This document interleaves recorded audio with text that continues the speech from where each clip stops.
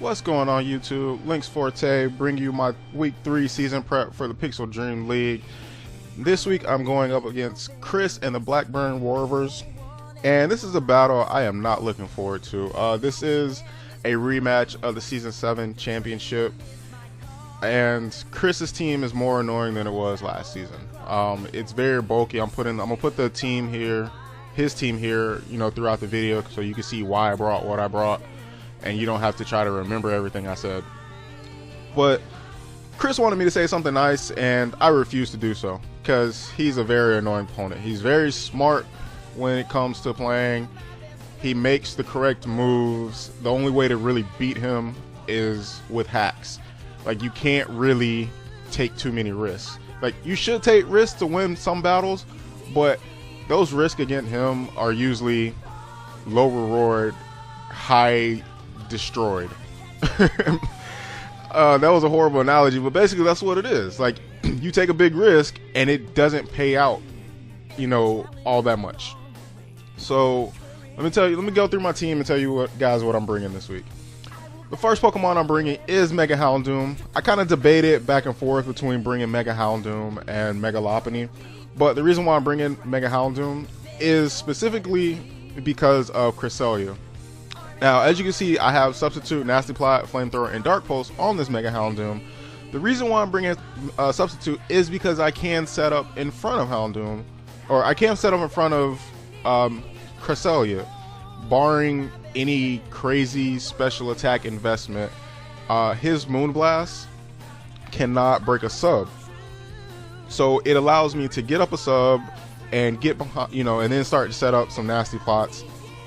And the only thing I really have to fear once a sub is broken is Ditto, because Ditto's going to copy my stats. I'm going to be taking some hits, the hits that I don't really want to take. So I'm not going to be really relying on the Sun in this battle, mostly because of this. Next Pokemon up is Seismitoad. Seismitoad I decided to bring this week because of Azumarill. I don't want Azumarill to just come in here and start Aqua Jetting on my life. I can easily take a play rough. Knockoff isn't going to hurt me as much, so I can take hits from it, Sludge Wave it. The one thing I do have to be wary of is him going for a Belly Drum in front of me, because I can't knock it out. I can't OHKO it with a Sludge Wave. So there's some things I got to be wary of. Also, Sludge Wave, what it allows is it allows me to sit in, or it allows me to, to play in front of Shaman in case he decides to go for a sub in front of me.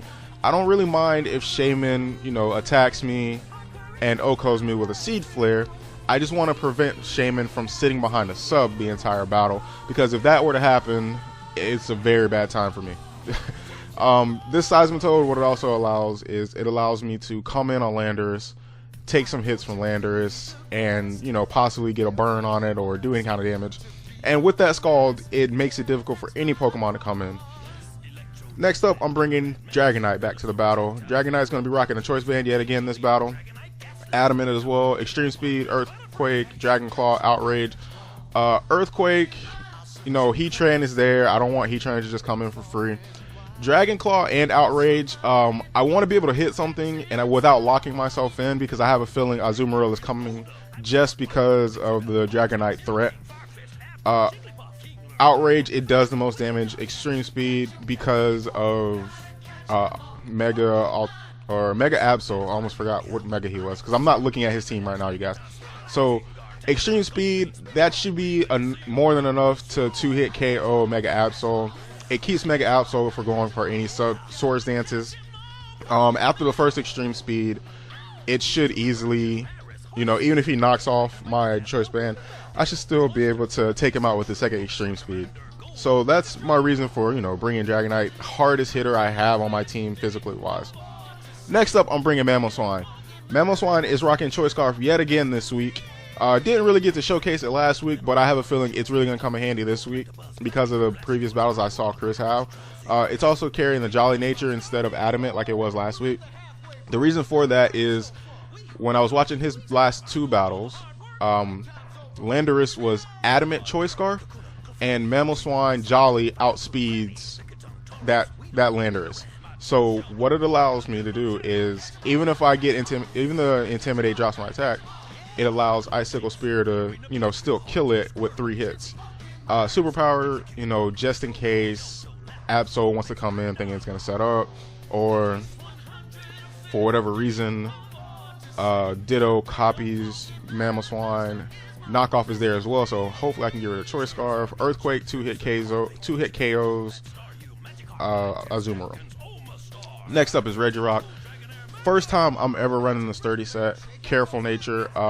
This Careful Nature, I think it's close to max special defense. It's not quite there. I think it's like 196 special defense EVs, but it allows me to live a Seed Flare. And the reason why I decided to go for Sturdy is because it allows me to live even if it's a crit, as long as I'm at full health. I want to be able to, you know, Rock Slide, have enough EVs in there to break a sub from Shaman. Drain Punch, it's going to do a lot of damage to the Absol. I don't want him to just come in thinking he's going to set up, or even if he decides to Sucker Punch, I should be able to live it with enough EVs here. Stealth Rock, I want Stealth Rocks on the field. That's just kind of a priority for me. Well, not a priority, but it's just something I want to have on the field. And if I can paralyze something like the Shaman, that'd be great as well. Last but not least, I think this is the last Pokemon. I kind of lost count. But I'm bringing Sableye here. Sableye, it's going to rock Taunt, knock off Toxic Recover. Even with the Moonblast from Cresselia, I can still switch in on it a couple times, and then I can get the Toxic off, keeping him from, you know, trying to stall me out or anything like that. Everything I'm doing here is either to help Mamoswine or to help Mega Houndoom to just basically take on his team. I want to be able to keep Chris from setting up too much. Like what I did in the championship battle was I applied enough pressure on him to where he couldn't really set up. I feel like I made him think a different way. I never gave him an opportunity to truly set up anything. You know, the only thing he really got on me was Stealth Rocks. Other than that, I think he got Stealth Rocks on in that battle. But I really don't want to give him too many chances to, you know, start setting up Calm Minds and substitutes. Knock off in case I can ever catch that Ditto, basically. And that's what I'm bringing this week, guys. It's going to be an annoying battle. You guys should be entertained by it. So just keep rooting on for the Hillsborough Honedge. And battle should be up either, depending on when we have the battle. If it's Thursday night like we're planning, the battle will be up Friday night. If we have the battle Saturday, it'll be up a few hours after this video goes up, depending on how long it takes me to edit and what else I have to do Saturday. Anyway, that's it for this one. Hillsborough Honedge, we're currently 2-0, looking to go 3-0. I'm out. Peace.